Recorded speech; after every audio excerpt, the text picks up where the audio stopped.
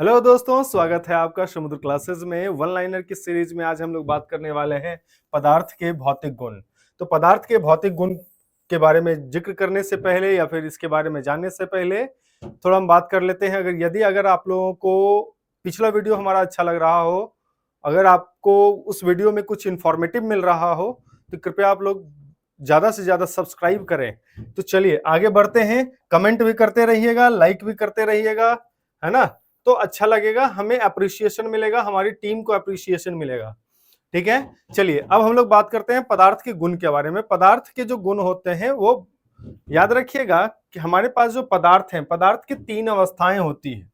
पदार्थ की तीन अवस्थाएं होती है। जब हम पदार्थ मैटर की बात करते हैं, मैटर की तीन अवस्थाएं होती है। ठीक है, एक कौन सी अवस्था होती है? तो याद रखिएगा, ठोस है, द्रव अवस्था और गैसीय अवस्था होती है। गैसियस स्टेट, लिक्विड स्टेट और सॉलिड स्टेट। तो याद रखना है अपने को, इसमें जो हम लोग बात करने वाले हैं, तीनों ही स्टेट के प्रॉपर्टीज के बारे में बात करने वाले हैं। तो यहां पर ध्यान देने वाली बात है। अब हम लोग सीधा पॉइंट पर आते हैं, क्योंकि हमने एक यूनिट और एक चैप्टर भी जो है इसके लिए डेडिकेटेड वीडियो हमने बना दिया है, तो आप उसको भी जाकर देख सकते हैं, क्योंकि उसमें हमने सरफेस टेंशन, पृष्ठ तनाव, हर चीज के बारे में जिक्र कर रखा है। तो चलिए आज हम लोग स्टार्ट करते हैं इस वीडियो को और देखते हैं इनमें क्या क्या चीजें हैं। वन लाइनर है तो वन लाइनर की तरह ही हम लोग काम करते हैं। कहता है वह तापमान बिंदु जिस पर ठोस, द्रव और गैसीय अवस्थाएं एक साथ रह सकती है, उसे त्रिगुण बिंदु कहते हैं या फिर ट्रिपल पॉइंट कहते हैं। याद रखिएगा, को तापमान का वह बिंदु, टेम्परेचर होता है ना, जैसे 0 डिग्री, 1 डिग्री, 2 डिग्री, 3 डिग्री, एक ऐसा पॉइंट जिस पर कि सॉलिड, लिक्विड और गैस तीनों ही जो है, तीनों ही एक साथ रह सकती है। मतलब तीनों के स्टेट में कोई भी चेंजेस नहीं होगा, तीनों एक साथ रह सकती हैं। ऐसे पॉइंट को ट्रिपल पॉइंट या त्रिगुण बिंदु कहते हैं। अगला पॉइंट आता है, पानी की एक बूंद गोलाकार होती है। पानी की बूंद को जब आप देखिएगा तो वो कैसी होती है? वो गोलाकार होती है। गोलाकार होने के कारण क्या होता है? तो याद रखिएगा, कारण क्या है? पृष्ठ तनाव, जिसको कि सरफेस टेंशन कहते हैं।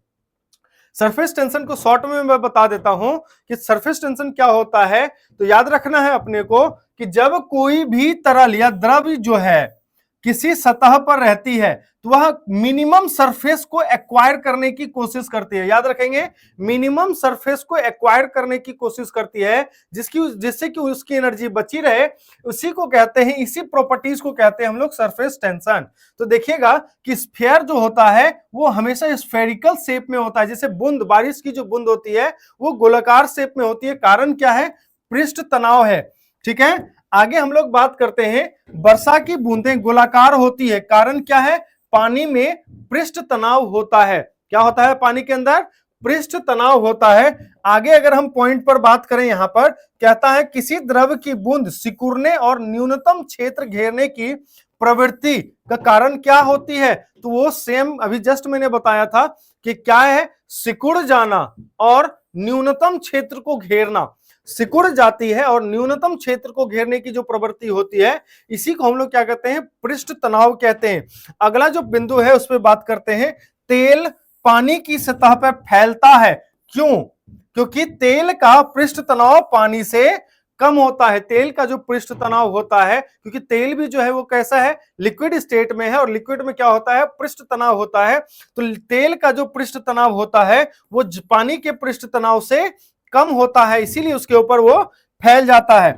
आगे अगर हम बात करेंगे यहां पर, तो कहता है kerosene oil floats on water because, तो मिट्टी का तेल पानी के ऊपर तैरता है। कारण क्या है? तो ध्यान रखेंगे, जो याद रखिएगा, घनत्व, घनत्व जिसको अंग्रेजी में क्या कहते हैं? डेंसिटी,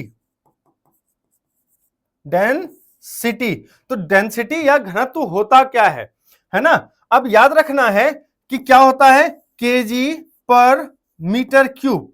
फॉर्मूला से हम लोग इसको डेराइव करने, स्टेटमेंट समझने का कोशिश करते हैं। मतलब अमाउंट ऑफ सब्सटेंस इन पर मीटर क्यूब वॉल्यूम। तो जो पानी होता है उसका जो डेंसिटी होता है, डेंसिटी घनत्व जो होता है उससे कम घनत्व होता है जो किरोसिन ऑयल है, जो मिट्टी का तेल होता है उसका घनत्व जो है वो कम होता है। किससे? पानी के घनत्व से। इसी कारण से मिट्टी का तेल जो है पानी के ऊपर तैरता है। आगे के पॉइंट में हम लोग देखते हैं कि अगला पॉइंट हमारा क्या कहता है। तो यहां पर कहता है एटमॉस्फेरिक, कहता है साबुन का बुलबुला अंदर का दबाव। याद रखिएगा कि देखते होंगे कि सर्फ के पास जो है इस तरह का एक बुलबुला बन जाता है, बबल्स बन जाता है, कहीं कहीं पर इस तरह का बबल्स बनता है। तो बबल्स जो है, कहता है साबुन के बबल्स अंदर के वायुमंडलीय दाब से, मतलब ये अगर मान लेते हैं कि यदि कोई बबल है और बबल तो बहुत पतला होता है तो चारों तरफ से इसके वायुमंडलीय दाब लग रहा होता है। यदि अंदर का दाब और बाहर का दाब समान है तो वो इधर उधर करेगा, है ना। यदि अंदर का दबाव अधिक है और बाहर का दबाव कम है तो देखिएगा यह फूटेगा नहीं आसानी से। तो कहता है कि साबुन के बुलबुले के अंदर का दाब वायुमंडलीय दाब से कैसा होता है? अधिक होता है, ज्यादा होता है। अगले पॉइंट पर हम बात करते हैं, यदि अलग अलग व्यास वाले साबुन के दो बुलबुले एक नली के संपर्क में आते हैं तो छोटा जो बबल होगा, छोटा बबल छोटा ही हो जाएगा और बड़ा बबल जो है वो बड़ा हो जाता है। याद रखना है कि जब हम बात करते हैं जैसे कि सर्फ में कोई एक पाइप डालते हैं, कोई एक प्लास्टिक का जो है नली डाल देते हैं, तो उसके संपर्क में जब आता है तो जो छोटा बुलबुला होता है, जो बबल्स होता है वो और छोटा हो जाता है, लेकिन जो बड़ा बबल्स होता है वो और बड़ा हो जाता है। अगले पॉइंट पर हम लोग बात करते हैं, पृथ्वी के सतह से हाइड्रोजन से फूला हुआ पॉलीथीन का गुब्बारा छोड़ा जाता है। जैसे जैसे गुब्बारा वायुमंडल की ऊंचाई ऊपर उठता है उसका आकार क्या होगा? उसका आकार बढ़ जाएगा। कारण क्या है? उसका आकार बढ़ जाएगा। ठीक है, आगे बात करते हैं हम लोग, क्योंकि ऊपर चढ़ते चढ़ते वायुमंडलीय दाब क्या होगा? धीरे धीरे कम हो जाता है, अंदर का प्रेशर ज्यादा हो जाता है जिससे कि वो फैलने लगता है। आगे के पॉइंट में बात करते हैं, जब साबुन के बुलबुले, जो साबुन का बबल जो है कुछ आवेश डाला जाता है, इसकी त्रिज्या क्या होती है? बढ़ जाती है। उसका डायमीटर और रेडियस क्या होता है? वो इंक्रीज कर जाता है। अगला पॉइंट कहता है केशिकत्व से है, कैपिलरी से है, यदि केशिकत्व का घटना ना होता तो, यदि केशिकत्व की घटना नहीं हो। अब याद रखिएगा केशिकत्व की घटना क्या होती है। मान लेते हैं कि ये एक बाती है ना, और बाती में नीचे में किरोसिन का तेल है, जैसे दीप जलाते हैं, ये अंदर में किरोसिन का तेल है। अब यहां पर हम जलाते हैं तो देखिएगा यहां पर जलता है और नीचे से किरोसिन तेल ऊपर उठ के खत्म होता है। तो नीचे से उठना, टेम्परेचर डिफरेंस, यहां पर क्या हुआ कि गर्मी के कारण यहां से टेम्परेचर अलग हो गया और यहां का टेम्परेचर अलग हो गया, या यहां का प्रेशर, याद रखिएगा प्रेशर, मेनली प्रेशर की बात होती है, टेम्परेचर की भी बात होती है, लेकिन यहां पर प्रेशर की बात हो रही है। तो यहां का जो प्रेशर है यहां के प्रेशर से कम हो गया, जिससे कि नीचे का जो तेल है वो ऊपर की ओर उठने लगता है। इसी गुण को क्या कहते हैं? कैपिलरिटी कहते हैं, कैपिलरी केशिकत्व कहते हैं। कहता है यहां पर कि यदि, कह रहा है यदि केशिकत्व की घटना ना होती तो मिट्टी के तेल से लैंप का उपयोग करना कठिन होता, सोखता कागज काम नहीं करता। सोखता कागज मतलब टिश्यू पेपर काम नहीं करता। हमारे आसपास बड़े बड़े पेड़ दिखाई देते, वे पृथ्वी पर नहीं उगते। पेड़ के तने से जो जल का ऊपर उठना होता है वो भी कहीं ना कहीं कैपिलरी रिएक्शन, कैपिलरी राइज के वजह से होता है। इसीलिए ना ही पेड़ दिखते हमें, ना ही हम मिट्टी का तेल से लैंप जला सकते थे, ना ही सोखता कागज का प्रयोग कर सकते थे। तो यही क्या होता है? केशिकत्व होता है। याद रखना है, बहुत ही इंपॉर्टेंट पॉइंट में से आता है, ये क्वेश्चन पूछे जाते हैं। अगला पॉइंट है, इसके लिए केशिकत्व एक ही मात्र कारण नहीं है। किसके लिए? तो याद रखना है आपको कि केशिकत्व ही एकमात्र कारण नहीं है कि पौधे की जड़ें से पत्तियों तक पानी का ऊपर जाना। हमें पता है कि पत्तियों, जो पौधे होते हैं उसमें जाइलम नाम का एक नली होता है, जिसमें कि जल जो है मिट्टी, जड़ से जो है, जड़ जो है मिट्टी से लेता है जल या खनिज लवण, और वो तनों और पत्तियों तक पहुंचाता है। तो अगर केशिकत्व नहीं होता तो ये नहीं हो सकता था, लेकिन केशिकत्व ही एकमात्र कारण नहीं होता है जिस कारण से जो है पौधे की जड़ों से पत्तियों तक पानी को ऊपर उठाता है।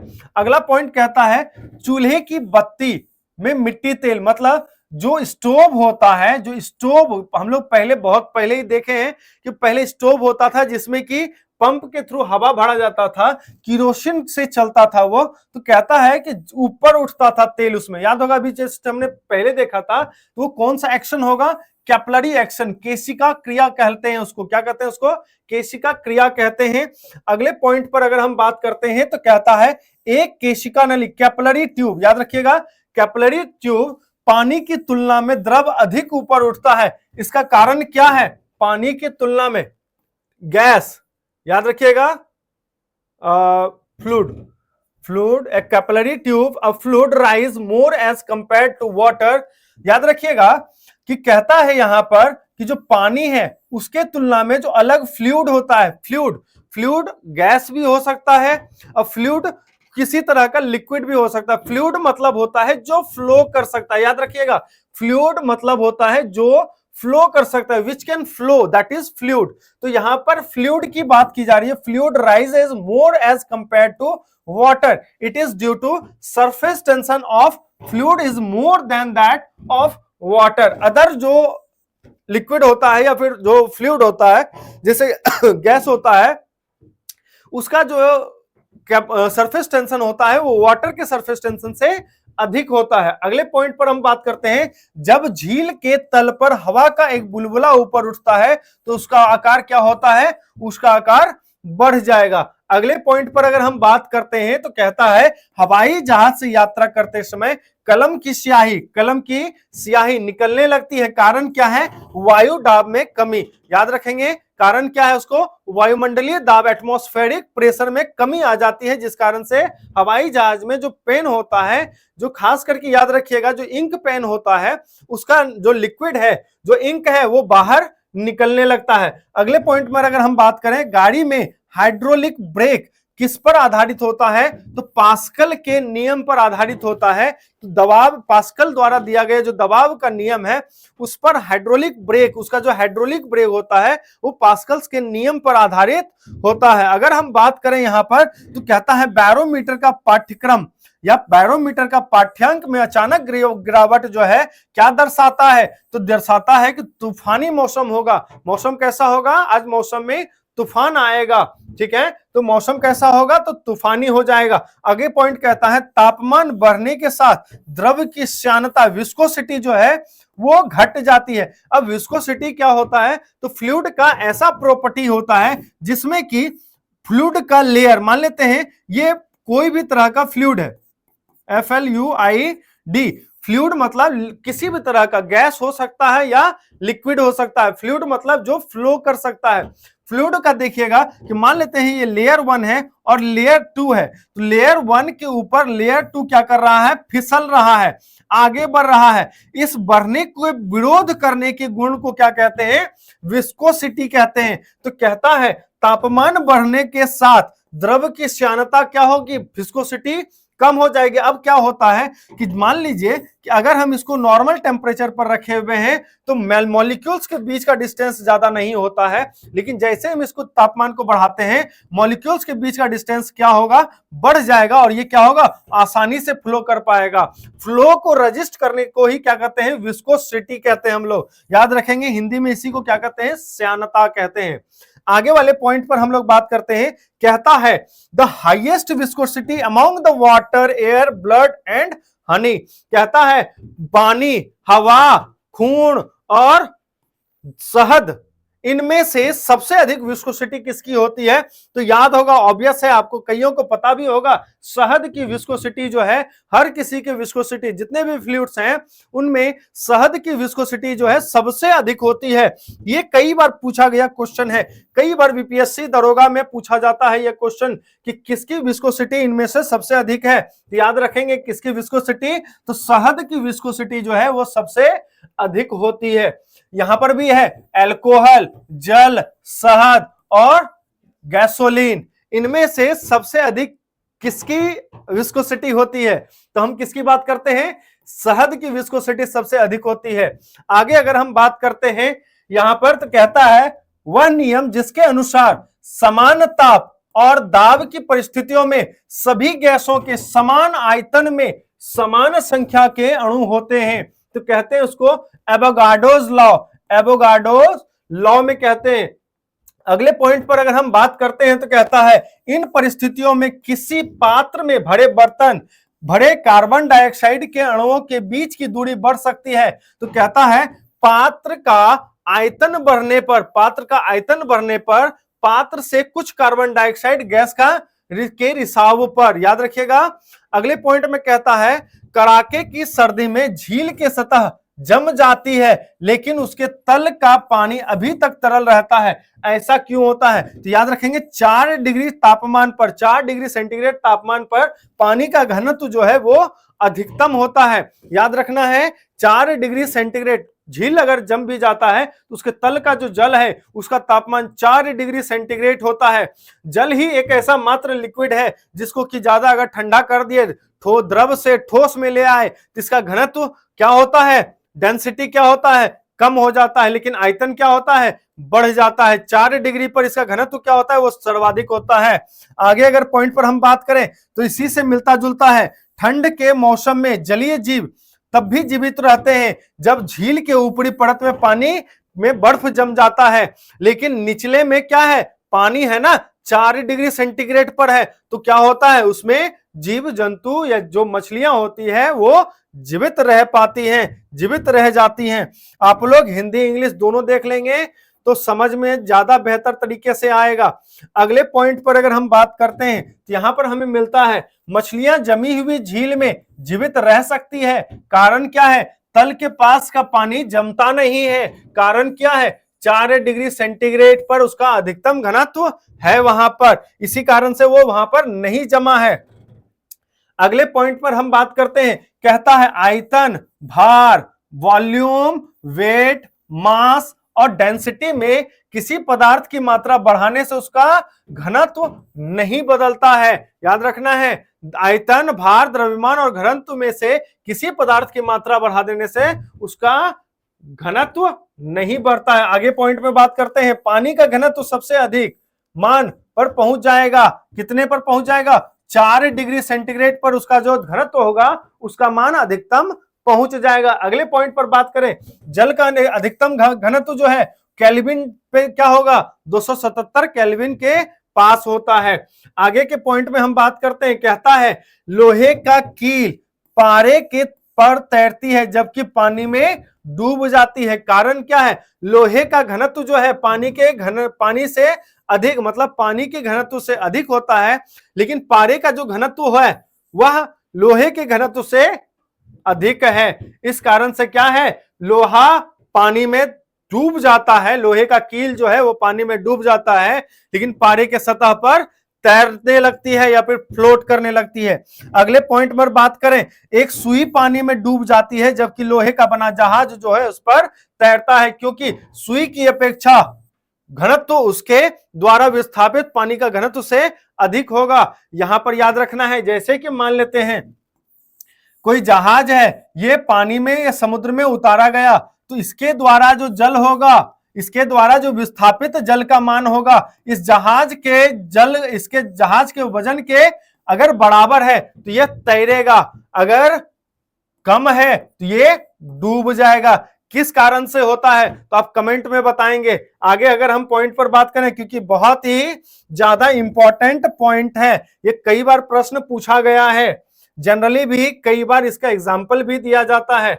आगे के पॉइंट में बात करेंगे, लोहे की सुई पानी की सतह पर तैरती है। अगर हम लोहे की सुई को, अभी जस्ट हमने कहा लोहे का कील जो है वो डूब जाता है, अब हम कह रहे हैं लोहे की सुई जो है पानी की सतह पर तैरती है, तो सावधानी से यदि हम लोहे के कील को, जो जिससे सुई होता है, जिससे कपड़ा सीलते हैं, उस सुई को अगर पानी पर सावधानी से रखा जाएगा तो आप देखिएगा वो तैरने लगेगा। कारण क्या है, पृष्ठ तनाव। याद रखेंगे कारण क्या है उसका, पृष्ठ तनाव, सरफेस टेंशन। इसी कारण से मच्छर पानी पर नहीं डूबता, पानी में नहीं डूब जाता है। इसी कारण से जो है मक्खी पानी के अंदर नहीं डूबती है, कारण क्या है, पृष्ठ तनाव। उसके पैर में क्या है, पैर जो है उसके सरफेस टेंशन के वजह से जो है वो पानी में नहीं डूब पाती है। अगला पॉइंट क्या बात करता है यहाँ पर, कुएं से पानी की बाल्टी उठाते समय हमें लगता है कि बाल्टी पानी की सतह पर ऊपर भारी हो जाती है। अब यहां पर देखिए एक पॉइंट आता है,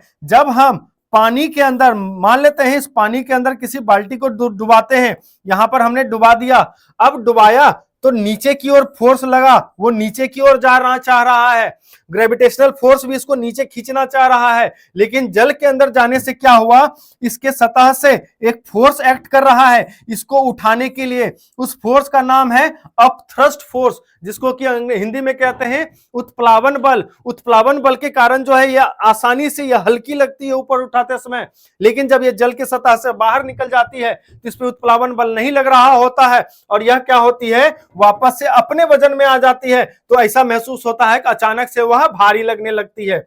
अगले पॉइंट में अगर हम बात करते हैं तो क्या है हमारे पास, कहता है एक भारहीन गुब्बारे में 200 ग्राम पानी भरा गया है, पानी में इसका भार होगा, कैसा होगा, शून्य होगा। याद रखेंगे कैसा होगा, शून्य होगा। आगे के पॉइंट पे अब कारण वही है, उत्प्लावन बल है और जल है, सेम कंडीशन है। भारहीन गुब्बारा है ना, ऑलरेडी गुब्बारा तो भारहीन ही है, उसका अगर कुछ वेट रहता तो यहां पे कह सकते थे उसका कुछ वेट होगा जो गुब्बारे के वेट के बराबर होगा। भारहीन है मतलब वो शून्य भार वाला है। अगले पॉइंट पर हम बात करते हैं, क्या पॉइंट कहता है, बादल अपने कम घनत्व के कारण वायुमंडल में क्या करते हैं, तैरते रहते हैं। वायुमंडल में देखिएगा बादल का जब घनत्व अधिक बढ़ जाता है तो वही वर्षा के रूप में धरती के सतह पर गिर जाती है, लेकिन घनत्व कम होने के कारण क्या है, वो हमेशा वायुमंडल में तैरते रहती है। अगले पॉइंट पर बात करते हैं, एक बर्फ का टुकड़ा पानी से भरे गिलास में तैर रहा है। बर्फ अगर पिघल जाएगा तो जल का स्तर क्या रहेगा, वही रहेगा, ना बढ़ेगा ना घटेगा। याद रखिएगा ये कई बार पूछा गया है, इस बहुत कंफ्यूजिंग है। जब कहता है यदि गिलास में बर्फ का टुकड़ा डाल देते हैं तो अगर पानी बर्फ जो है वो पिघल जाए, पानी में तब्दील हो जाए तो क्या उसका स्तर बढ़ेगा, तो बिल्कुल नहीं बढ़ेगा। क्या होगा, वही रहेगा, सेम एज इट इज रह जाएगा। कहता है एक पिंड 4 डिग्री सेंटीग्रेड पानी में तैरता है, यदि तापमान 100 डिग्री तक पहुंच जाएगा तो क्या होगा, पिंड डूब जाएगा। पिंड क्या होगा, डूब जाएगा। याद रखिएगा यहां घनत्व का खेल है, किसका खेल है, 4 डिग्री पर पानी का घनत्व अधिकतम होता है और वो तैर रहा है, लेकिन 4 डिग्री पर जब हम उसको तापमान बढ़ाते गए क्या हुआ, उसके मॉलिक्यूल्स के बीच की दूरी बढ़ने लगी, क्या हुआ, घनत्व घनत्व क्या हो गया, यहां पर कम हो गया। तो घनत्व कम होने से क्या हो गया, वह चीज उसके अंदर डूब जाएगी। याद रखिएगा किसी भी पदार्थ, किसी भी लिक्विड में कोई वस्तु तभी डूबती है जब इसका घनत्व अगर अधिक है और इसका घनत्व जो है कम है तो ये डूब जाएगी। यदि इसका घनत्व जो है वो क्या है, यदि इसका घनत्व कम है, और इसका घनत्व अधिक है तो यह इसके ऊपर तैरेगी। तो ये पॉइंट हमेशा दिमाग में रखेंगे तो कोई डूबने और तैरने वाला कहानी आपसे नहीं छूटेगा। आगे बात करते हैं, यहां पर कहता है, क्या कहता है अगला point, it is easier to swim in the sea than in a river because, याद रखिएगा जल जो समुद्र का होता है, जो नदी का होता है, दोनों में जमीन आसमान का फर्क है। कारण क्या है, समुद्र में कई सारी नदियों का जल जाता है, उसमें कई सारे तरह के खनिज लवण होते हैं और वहां पर क्या होता है, जल का हमेशा ही वाष्पीकरण होता जाता है, वहां से जल कहीं नहीं जाता है, जिस कारण से उसके अंदर जो लवण है वहीं पर रह जाता है और धीरे धीरे समुद्र का जो जल है वो खारा होता जा रहा है। इसी खारे होने के कारण जो है उसकी डेंसिटी बढ़ जाती है और अधिक डेंसिटी होने के कारण समुद्र में जो है आराम से हम तैर सकते हैं। याद रखिएगा, और नदियों का जब पानी होता है उसका घनत्व कम होता है, जिस कारण से डूब जाना आसान होता है उसमें। ठीक है, मतलब हम आसानी से नहीं तैर पाते हैं। ठीक है, अगले पॉइंट पर बात करते हैं, हवा, पानी, हाइड्रोजन और नाइट्रोजन में से किसी पिंड का भार सबसे अधिक किसमें होता है, तो याद रखिएगा हाइड्रोजन का। आगे बात करते हैं, जब कोई जहाज नदी से समुद्र में प्रवेश करता है तो वो थोड़ा ऊपर उठ जाता है। सिंपल सा इक्वेशन है कि यदि मान लेते हैं कोई जहाज है समुद्र नदी में था, तो नदी का जल तो था, उसका डेंसिटी कम था, जिस कारण से ये थोड़ा ज्यादा सिंक किया था, लेकिन समुद्र में जैसे गया इसका जल का डेंसिटी बढ़ गया, थोड़ा सा ये क्या हुआ, ऊपर की ओर उठ गया। ठीक है, तो याद रखेंगे इन पॉइंट्स को। अगले वीडियोज में जो है हम लोग आगे भी बढ़ेंगे, अगले वीडियोज में हम किसी और चैप्टर को लेके आएंगे। ठीक है, आप लोग फिलहाल इस वीडियो को अच्छे से देखिए ताकि आपको जो भी इंफॉर्मेशन है वो प्रॉपर एग्जाम के पॉइंट ऑफ व्यू से अच्छा मिलता रहे और आप एक अच्छा ऑफिसर बन सके, इसके लिए आपको वीडियो देखना चाहिए। तब तक जय हिंद, जय भारत।